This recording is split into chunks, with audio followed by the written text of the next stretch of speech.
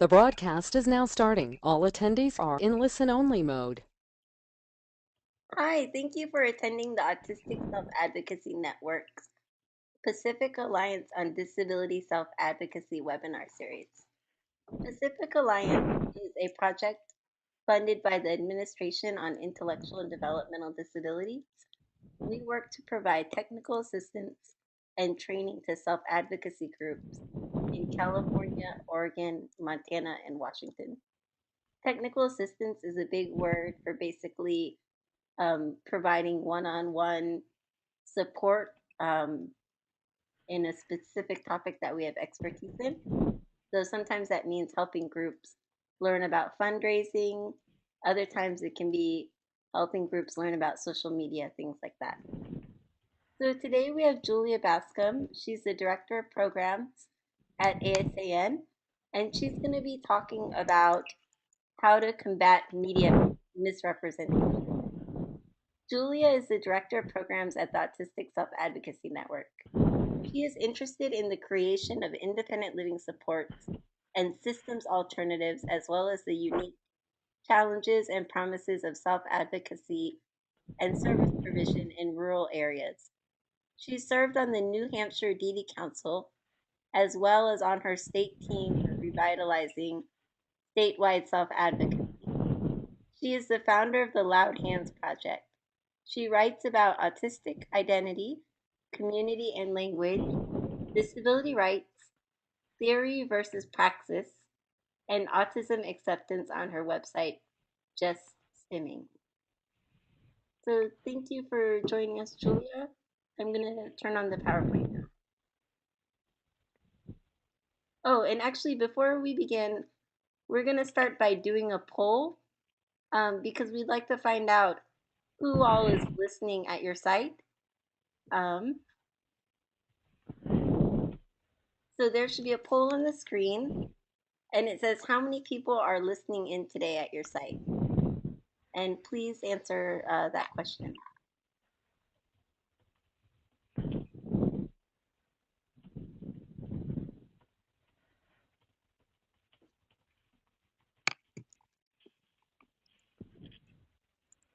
So we'll give it another 20 seconds.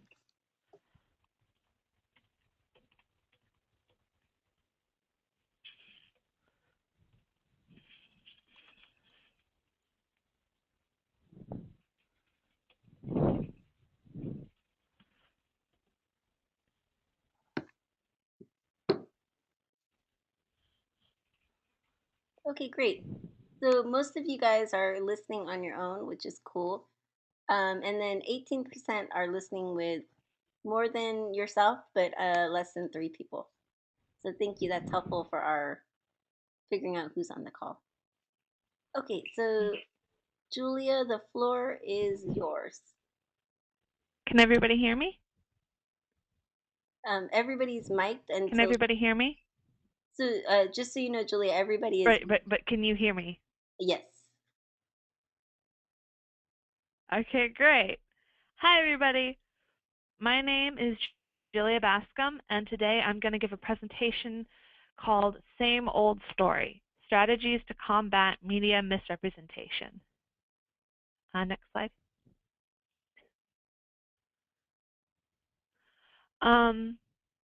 So like I said, my name is Julia Bascom, and I'm the Director of Programs for ASAN, or the Autistic Self-Advocacy Network. I'm in charge of all of our non-policy work, which means I do our leadership trainings, I run our technical assistance projects like the Pacific Alliance, all of our communications, etc. A lot of my work involves setting messaging for ASAN, which means deciding what we want to say about a given topic and how we want to say it. Next slide. Now, onto the presentation. This presentation is about tricks you can use to make reporters say the right things. It's actually pretty simple. Next slide. In this presentation, we're going to focus on 4 main skills. Those skills are setting a message, responding to problems, understanding when and why reporters get things wrong, and telling good stories. First, we will talk about understanding the media. Next slide. So understanding the media.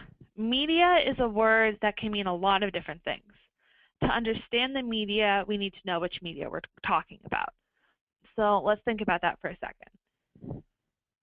For the purposes of this presentation, when we say media, we mean news media. And their job is to tell a story, and I'm going to go into a bit more detail about that now. Next slide. So, who is the media? Next slide. Thank you.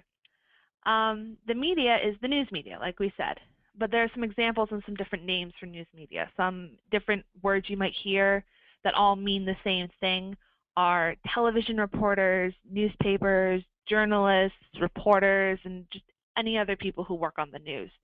Usually we call these people reporters, and that's what I'm going to mostly use during this presentation. What is their job? People think a lot of different things about what a reporter's job is. People might think their job is to provide the public with information or to report on current events. People might say their job is to only tell one side of a story or to tell all sides, but none of that is quite true. A reporter's job is actually very simple. Their job is to tell a story. Next slide. Thank you. To tell a story.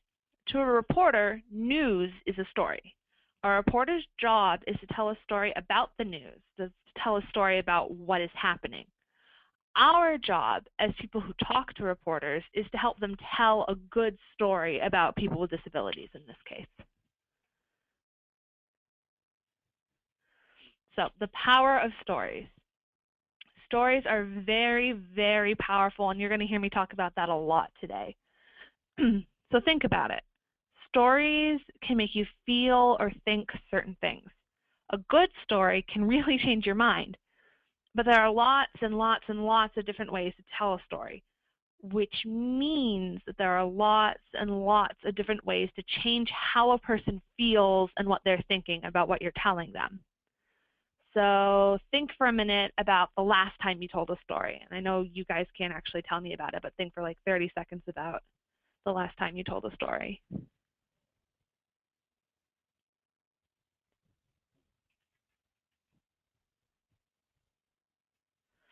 So how many different ways could you tell that story? What if someone else was telling it? What did you put in? What did you decide to leave out? You have a lot of power over how you told that story and how you telling that story made other people think and feel. Next slide, please. So one of the things we're going to do in this presentation is we're going to go through some case stories. I'm going to actually give you stories, and we're going to think about how they illustrate the points we're making. So for our first case study, we're actually going to look at the story of the three little pigs. We're going to tell it two ways and see how the way we tell a story can really change how people think. And I chose this story because it's a story that I'm pretty sure everybody's going to know. My dad used to tell it to me all the time when I was little. Once upon a time, there were three little pigs. They went out in the world to seek their fortune. They built different houses, and then the big bad wolf blew down their houses and chased them around and tried to eat them. But he couldn't blow down the brick house. So finally, they caught the big bad wolf, and then everything was awesome again. So that's the story from the perspective of the three little pigs. But now imagine it from the point of view of the wolf. Maybe if I told a story from his point of view, from his side, it would go like this. Once upon a time, there was a big wolf, and he wanted to be friends with some pigs. So he went to each of their houses, but they locked their doors, and they wouldn't let him in no matter how much he asked, and then they ran away. And finally, he got them all in one place, but then they caught him, and they were really mean to him. So it's more like the story of one little wolf and three mean pigs. So you see, I told you the same story, but I told it to you in two very different ways, and so we actually ended up not with one story, but with two very different stories. Stories are powerful stuff, and they're what the news is all about. Every news report is a story. They literally call them news stories. So now that we've talked a little bit about stories, let's go back a bit and focus on reporters and how they tell us stories about people with disabilities. A lot of the time, reporters have a big problem where they tell stories about people with disabilities, but they always tell the same old story. These stories, PowerPoint okay?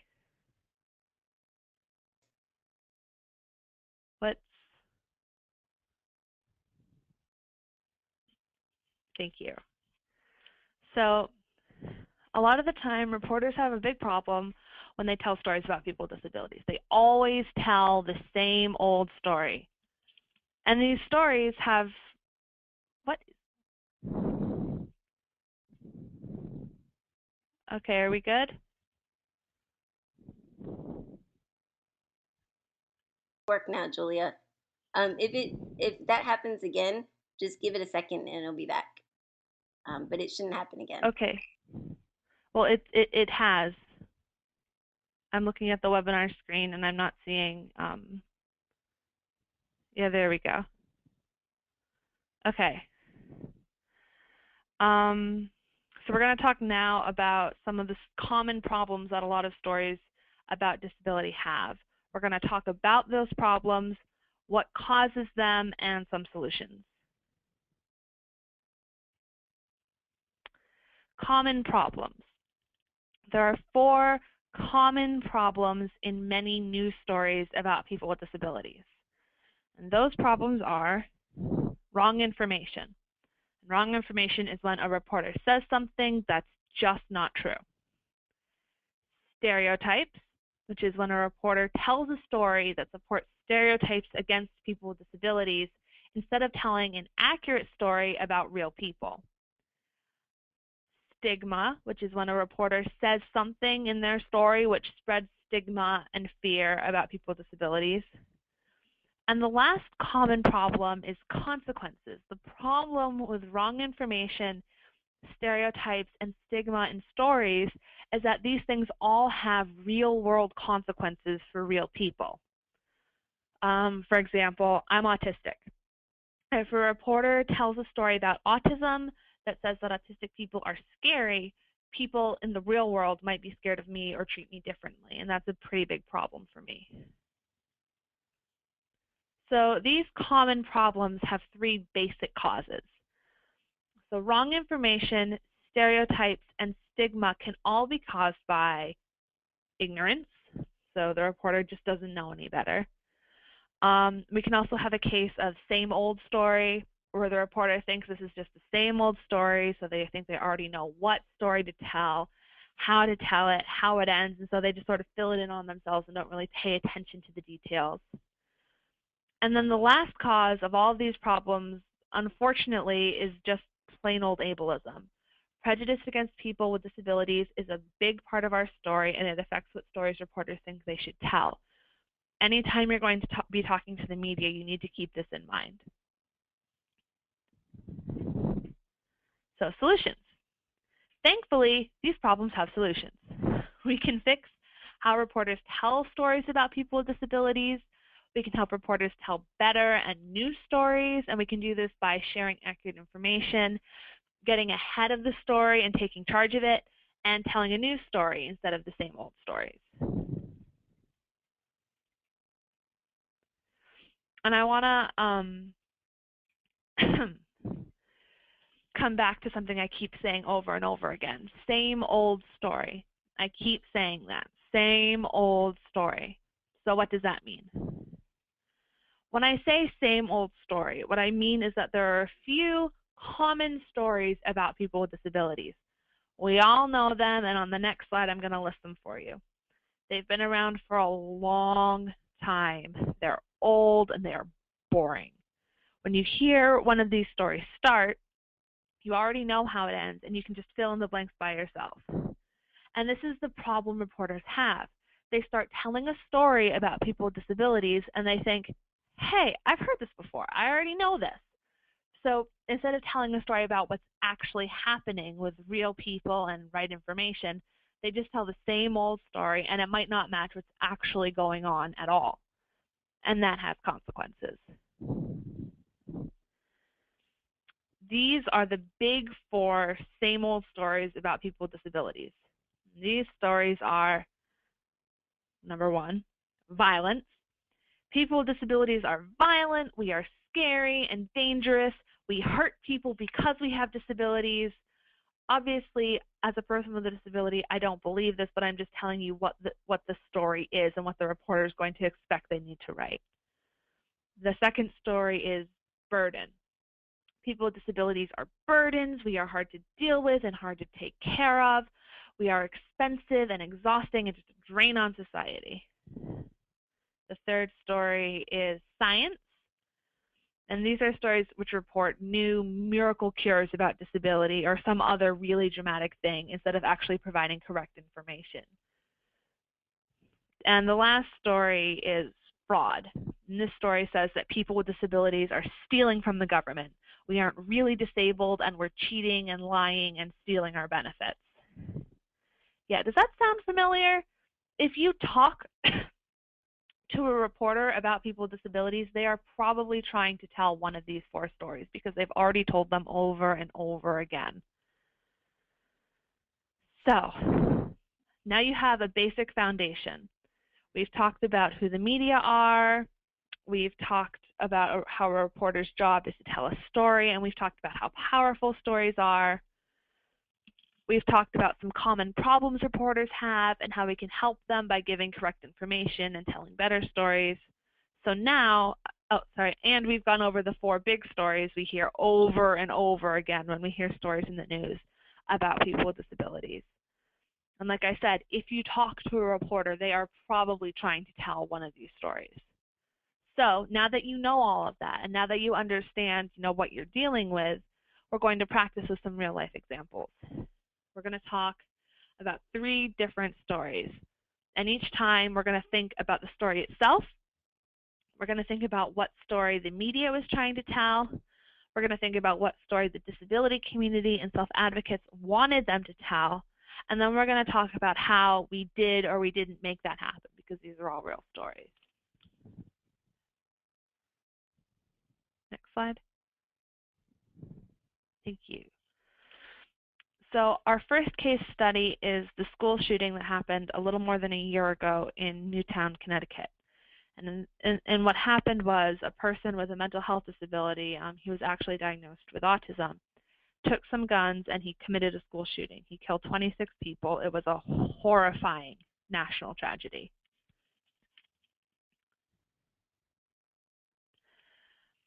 So when terrible things happen, people try to make sense of them. They want to know what caused this, how can we stop it?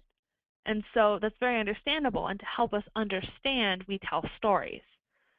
So there were 2 different stories we could tell about this tragedy. And the first story, the story is that this shooting was caused by the shooter's disability.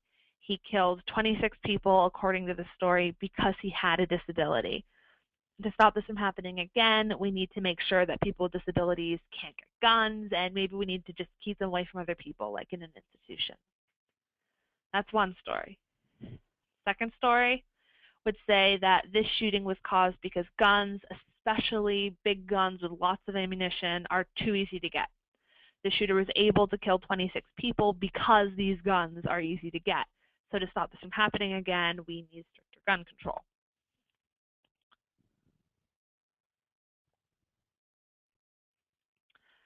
So we have 2 different stories. Can you go back one slide? Thank you. We have 2 different stories.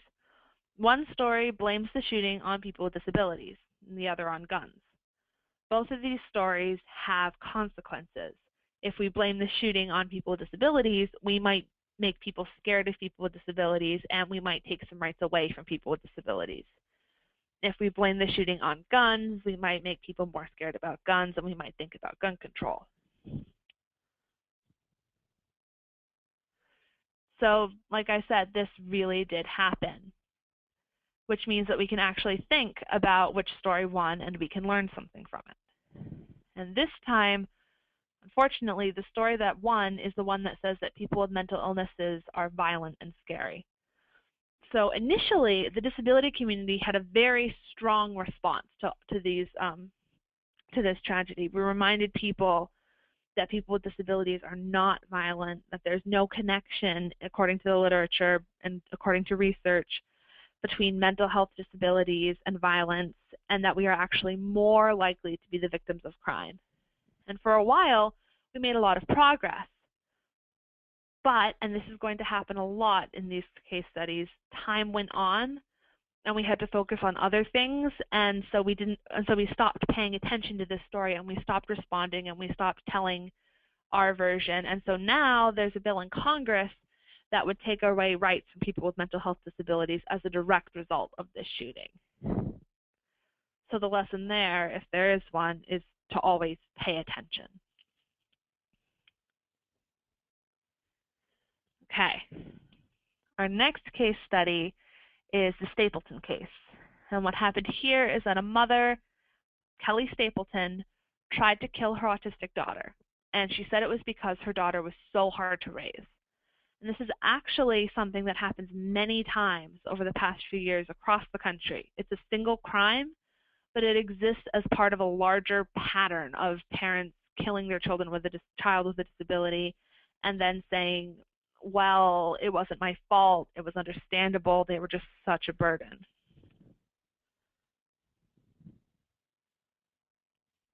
And again, we can tell two different stories about this crime. One story is pretty simple. Parents shouldn't kill their kids. The other one is also pretty simple. Maybe, people would say, maybe disabled kids are just harder to raise. Maybe that makes it okay to kill your kid. We shouldn't judge. These stories always say we shouldn't judge, even though in any other circumstance we would judge a parent who killed their child. And these stories have consequences.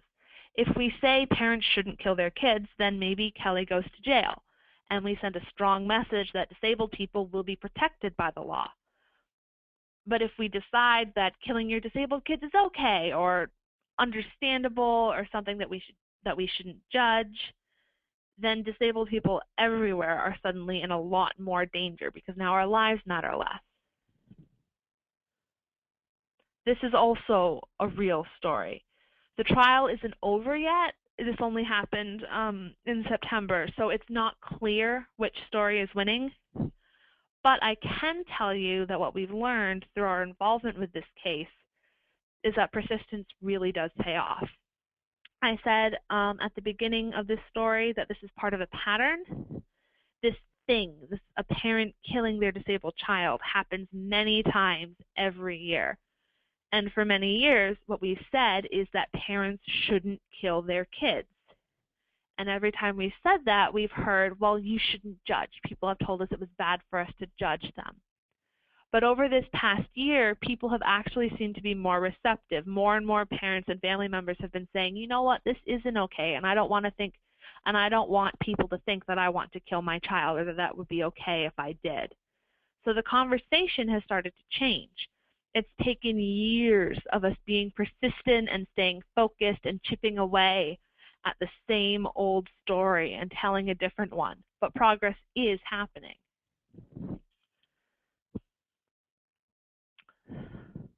Okay, this is our last case study, and then we're going to go back and look at some of the tools that you can use.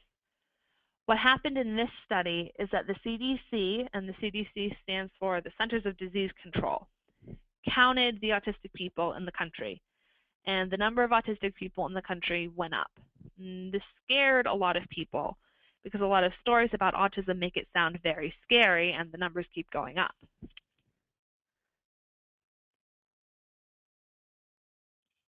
So again, there were two stories you could tell about these new numbers. One story is that we're getting better at counting autistic people. The other story is that autism is an epidemic. The consequences of getting better at counting autism is that more people know about autism. The consequences of calling autism an epidemic is that everybody is scared of autism, and and therefore they're scared of autistic people like me. So what's story one? Again, this was a case of persistence paying off. Some people still told scary stories about autism. I'm heard you all heard about how scary it was that now autism is 1 in 68 people. But there were more stories than there were last year that were calm and helpful and informative. We've been working on changing this particular story for a very long time. ASAN's been working on it for as long as we've been around, and we've been around for 8 years, but other people were working on this even before us. So progress can be very, very slow, but it does eventually start to pay off. So what this tells us is that we have to really be persistent, and we have to understand that when you're trying to change the same old story that's been told for years and years and years, you really have to be persistent, and you really have to know that you have to stay in it for the long game.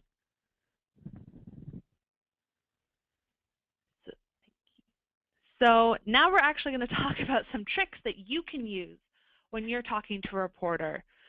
Tricks that you can use, little skills for helping reporters tell different stories about disability. And there are 5 main tricks, and we're going to go over each of them individually, but just ahead of time, the tricks are provide correct information, reframe, so if they ask you a question and you don't think that question is helpful, you might answer a different question. Decide your line in advance, so you should go into the interview knowing what you're going to say already. Keep it simple and stay on message. So the first trick for responding is to provide correct information. So there are actually a couple of little details about how to do this. So for example, in the case of the school shooting, one of the questions we got a lot was people would come up to us and they would start to say something that implied that people with disabilities are more likely to be violent. And so the first thing we always had to make sure to say was, actually, there's no connection between a mental health disability and violence, and research shows that we're actually more likely to be the victim of crimes. So providing, correct information obviously changes what story you can tell, because now you have new information. And then the other trick to doing this is to not contradict the person. Don't say, no, actually, don't say disabled people aren't more violent. Don't even engage with what they're giving you in the first place. Just provide the correct information like it's its own complete independent thing. So instead of saying people with disabilities actually aren't more violent, I would just say there's no connection between disability and violence, and that's a fact all by itself, as opposed to a fact that relies on contradicting something they've already said, because then they have to report on both things they've said as opposed to just my fact and my story, which is that there's no connection between disability and violence. Next slide. The next trick is to reframe. So let's say a reporter asks me a question that I just completely don't agree with, and that's just completely setting up a whole different story than I want him to tell. So a reporter might say to me, Julia, do you think autism is an epidemic? Or Julia, aren't these new autism numbers just terrifying? And instead of answering his questions because I don't like his questions, I decide to pretend that he's asked me a different question. So I decide to pretend that he said, isn't it great how we're getting so much better at counting autism? And then I say, yes, I actually think it's really wonderful that we're able to more accurately count the number of autistic people that exist. That can be this one can be a little bit tricky for me to do in person because I have to do a lot of very quick thinking. So a trick here might be to practice some interviews ahead of time with someone you're working with or a friend, and you can just think about all the really obnoxious questions that you might get asked, and then think about ways you can answer them as though they were questions that you actually wanted to answer. And this actually goes with the third trick, which is to decide your line in advance. One of the things you should always do before you talk to reporters, you should already know what you're going to say. Before you pick up the phone, before you go to see them, before you do an interview, you should know exactly what you want to say. You should think about questions that they might ask you, but you should also decide on your general message. And you should try, and we'll talk about this in a little bit, to boil it down to a sentence or two. This is an especially useful trick for people who have communication disabilities. I have a communication disability. I have a very hard time saying complete sentences when I'm faced with like an unexpected question or something. So it's very, very helpful to prepare in advance. The next trick is just keep it simple. And I use the KISS acronym for that. So keep it simple, smarty. And that's basically, if you can boil down what you want to say to one sentence and then say that sentence, 5 or 6 different ways if you get asked different questions, you're telling a story that's simple, that's powerful, and most importantly for a reporter, a story that's easy to remember. So we do this with pretty much any story we respond to. So if it's a story about gun violence, the story that we're telling is, 1, there's no connection between disability and violence. 2, people with disabilities are actually more likely to be the victims of violence.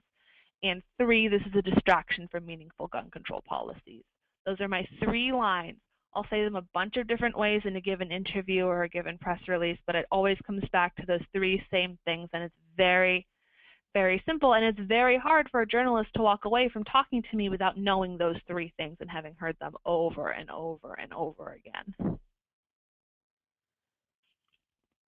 Okay, and this brings us to our last point. This is the hardest point for a lot of people, and it is also one of the most important. And this point is to stay on message. Some of you might have heard the term message discipline, and it just means this. It means stay on message. Reporters will try to get you to talk about different things. They will try to get you to answer questions you don't want to answer, or to say something that agrees with the version of the story they want to tell, or again, the same old story that they already think they know how to tell. Your job is to remember the 1 or 2 or 3 things you've decided you want to say and to keep saying them and not to get thrown by all the different questions and all the different curveballs they're going to give you. An example of this, I can't think of an example of this off the top of my head, but often, we'll do a general article about autism, and we'll have a couple of things that we'll want to communicate ahead of time, and then the reporter will try to get us interested in like the controversy of the day or something dramatic or silly we've just read. And it's always really important, if you don't want the article to become about that silly thing they just heard of, to stay focused on your message. So in case, this stuff is really simple, but it takes a lot of practice. It takes practice, practice, practice. You should practice before every interview you do until you can do them in your sleep. And you should practice these skills just as you go about your day. It's the kind of thing where it really is simple. Almost anyone can learn how to do this, but it's not natural for a lot of people. It's a different way from how we talk. Usually when we're talking with our friends and our families, we're not thinking about, what's my overall message? What kind of story are they going to tell? Who else are they talking to? And what stories might those people tell? How can I make sure they'll tell my story? Talking to reporters is just a very different mode of communication. And so you need to take these simple skills, these concepts about stories, these concepts about preparing in advance and having one message and making sure that that message is basically the story you want them to tell. And then you just need to practice until it's automatic, until it's like breathing. Because that's the only way you're going to be able to actually have an interview with a reporter where they ask you questions that you don't expect and things come out of nowhere and it's live and it's on camera.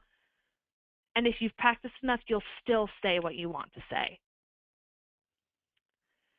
So we're actually going to do a practice case next, and after that we're going to open it up for questions. I think I went a little bit faster than we were planning. So this practice case, we want you to think about how you would handle this. And the practice case is basically that fourth story we heard about, benefits fraud. A reporter tells you that one disabled person in the whole state was found to be cheating and getting benefits that they didn't need. So what do you say? So And I everyone, think, Stacey, we're going to... yeah. So everyone, you can either put your answer. There's a few different places. One way is that you can raise your hand. There's a little icon that is a hand symbol. You can click that, and then once you do, I can turn on your microphone. Another option is you can type in your response into the chat box or the question box. So we'll give people a few minutes to respond to this prompt. And just to repeat the prompt, this is a practice case of benefits fraud. So a reporter tells you that one disabled person was found to be cheating and getting benefits they didn't need. What do you say? So,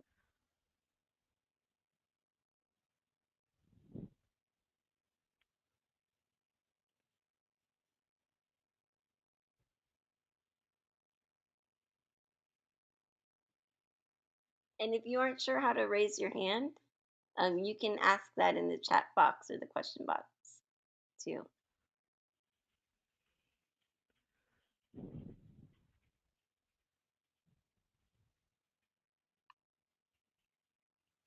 Okay, so Rhonda Greenhaw says, I would tell them about the significant number of disabled people living without adequate resources, and then have a specific story about someone who did not have adequate support resources. And that's actually, Stacey, am I still... Yeah, your mic is on. Great. Okay. That's a really good example of just changing the subject completely and telling a completely different story. Because if you tell a story about the number of people who could conceivably be stealing benefits, then the story is still about people stealing benefits. What Rhonda's doing is saying, I don't want to talk about that, basically, and giving them a story about something that really matters to disabled people. So I like that. Does anyone else want to? So, Scott, I'm going to unmute your microphone right now so we'll be able to hear you. Scott, can you hear us?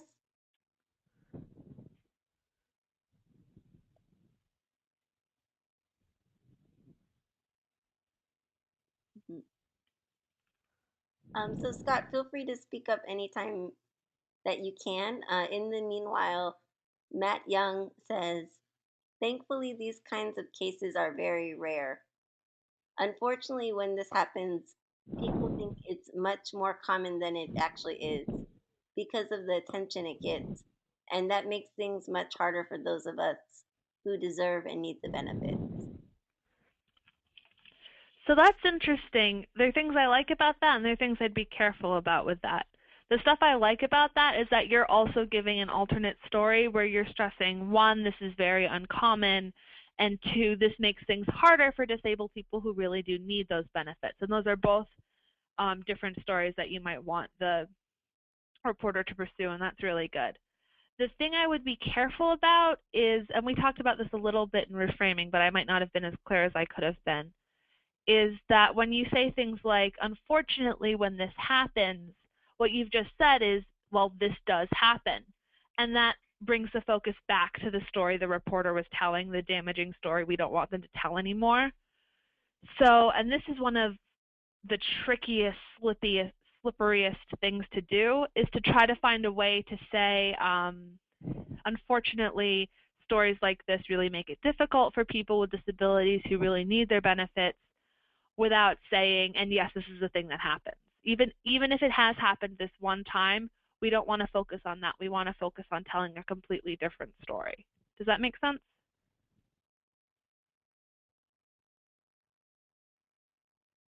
And then, so I'm going to Samantha's comment too, but Scott, we got your message, and feel free to type in what you were going to say into the question box since your microphone's not working. Oh. Matt says, yes, thanks very much. So Scott says, many are discharged from hospitals from fear of institutionalization and do so without services in place. Many don't know where to find supports. Yes, Wait list that's too. yeah. And so this is actually something that we've seen in the conversation about mental health and about gun violence. Is a lot of people have tried to make the story a conversation about mental health services, which are absolutely inadequate in this country. But unfortunately, if we respond to a story about violence by saying, well, services aren't adequate enough, then the story that gets told is services aren't adequate enough, therefore people with disabilities are violent. And so that's actually how we got the bill that's in Congress right now, which essentially takes away rights from people with disabilities for fear of violence. It's a tricky situation, and you don't always know what the consequences of your story will be. But what we do know is that that particular story, that services are inadequate, when told in this when told in this context, has some really nasty consequences. It's absolutely true. Services are completely inadequate, but we found, and this is also similar in stories of about parents killing their kids, is that those conversations need to happen at different times. Otherwise, they get confused. Scott said, Does that? or maybe it was Yeah. Yeah. It's really tricky. It's a lot of.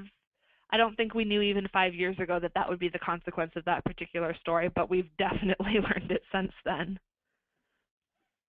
So this question is from Samantha, and she says, or maybe it's a response, but she says, have you spoken to the individual directly, or are you making assumptions based on hearsay? You should not talk about someone without including their voice in the conversation. I don't know who or what that's directed at. Samantha, I'm guessing that maybe you're saying that you would say that to the reporter to see if they have accurate information. Can you clarify though? Samantha says it is what my response would be. Is that to the benefits question?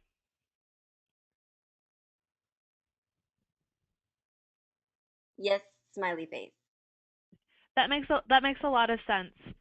Um, a potential pitfall of that could be that it turns out that this person really was stealing benefits, but a solution might be to encourage the reporter to talk to several people individually to try to get a complete picture. And that would go, I think, very easily with what you're saying. Let's see if we can get maybe one more response to this, and then we can just go into a general question and answer. And Samantha said, good idea. Thank you, Julia. Oh, anytime.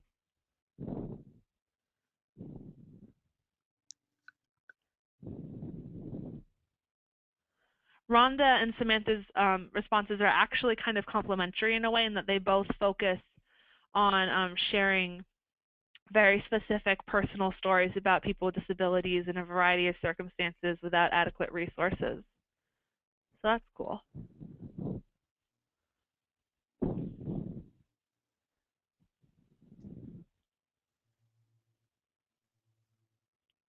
Okay, does anyone want to do just any general questions about anything we've talked about or this topic in general?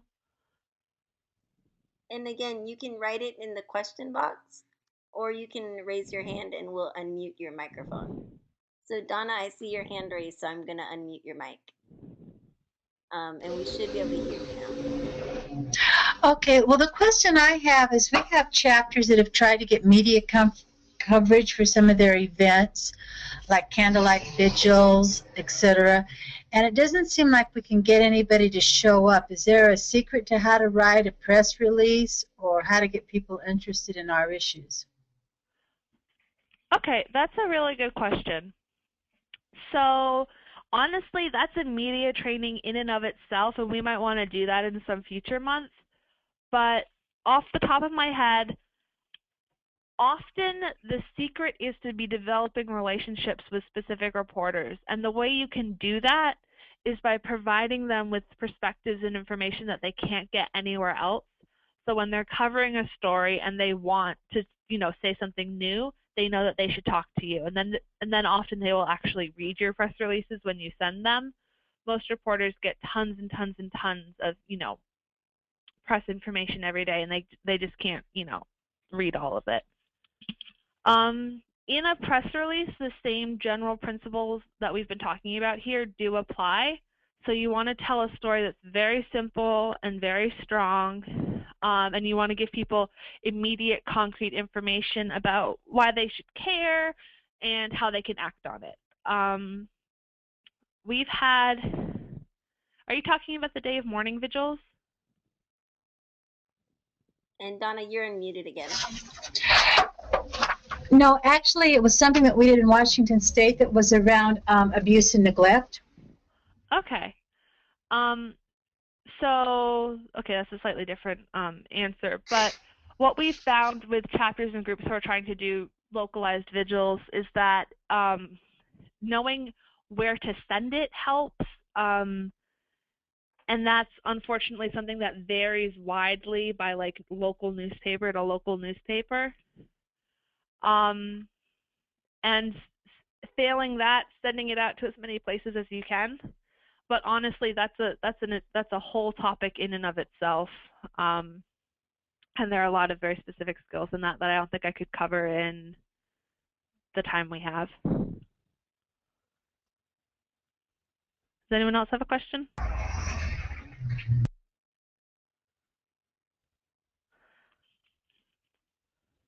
So let's see. Samantha asked, what is the name of the bill before Congress that you have mentioned a number of times, including its number? Let me look that up. It's sponsored by Representative Tim Murphy. Let me see, and it's the Helping Families and Mental Health Crisis Act, which is a very deceptive name. It basically takes all the language about increasing access to services and then redefines services as involuntary commitment and removing people's civil rights.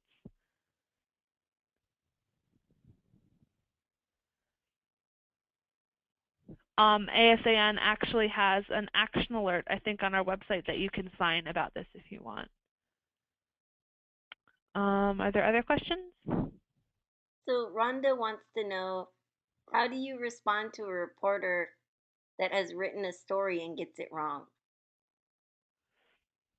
So there are a few different things that you can do.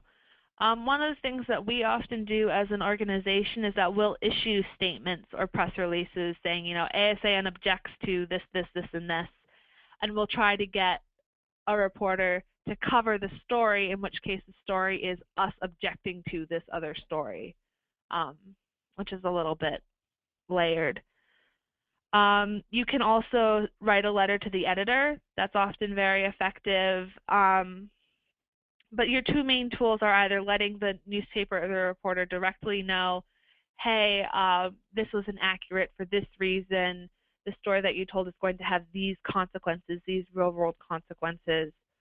Or you can say, hey, why don't you tell this story instead, this other story you might not have known about, and try to get them interested in it that way. I see a lot of people with like exclamation points and question marks. Are those also questions? No, that's just some kind of internal thing. Okay. The only question is the hand raised. Hand raised. Huh.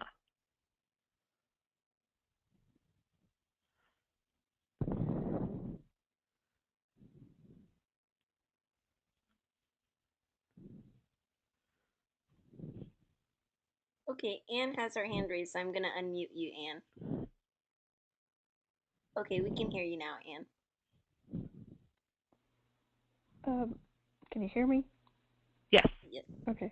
What do you do in the case of, especially like us autistics, people basically try to divorce you from whatever's being discussed, like, oh, you don't seem that way, or this isn't relevant to your version of the disability or whatever. Hmm. That's a really obnoxious problem. I have a couple of strategies. One strategy is to try to get out in front of it and control the story and basically say, the autistic community feels this way, or, ASAN represents everybody, et cetera, et cetera. But often they will still end up saying, well, but this doesn't apply to you, in which case I try to reframe it. And I try to say, autistic people have a wide variety of support needs. It's very difficult to know a person's abilities and impairments and needs just by talking to them. It's not respectful to assume those things. This broad issue of, say we're talking about employment, so I'd say this issue of employment or this issue of education or whatever is actually a cross-disability issue, and so on and so forth. It's mainly a question of not engaging, and then when you have to engage, trying to reframe it as broadly as possible and just be very firm on basically one or two sentences about all meaning all and autistic people meaning all autistic people. Does that make sense? Yes.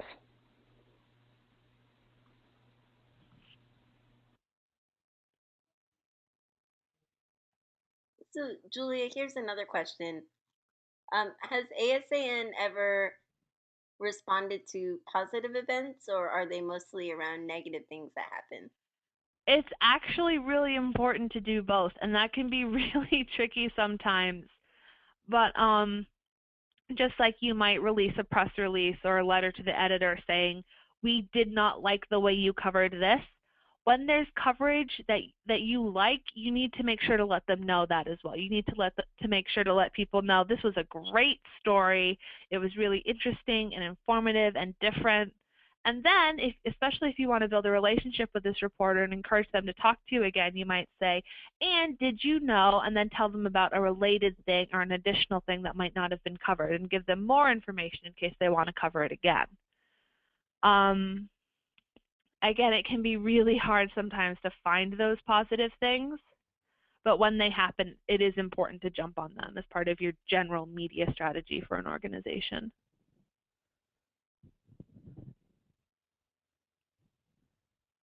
And any other questions?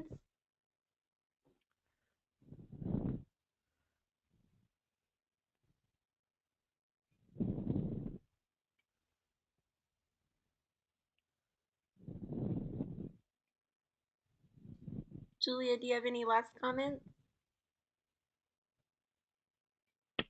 Honestly, I want to say, before we end, the hardest trick is that reframing trick, is figuring out how to refute or argue with something they've said without actually repeating in any way what they've said and lending it any more strength or support at all. And I would really urge everyone to practice that. I mean, practice all of this, but especially that one. It's the trickiest, but also one of the most powerful tools.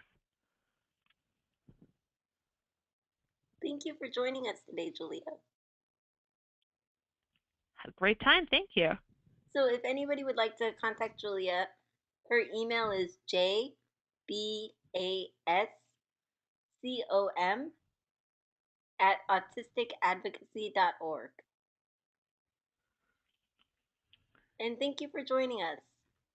Our next webinar will be next Tuesday. Thank you for having me. At 1 o'clock Pacific time. And we'll have Julie Petty, who is a renowned self-advocate, talking about what to do when your allies aren't really your allies. Thank you.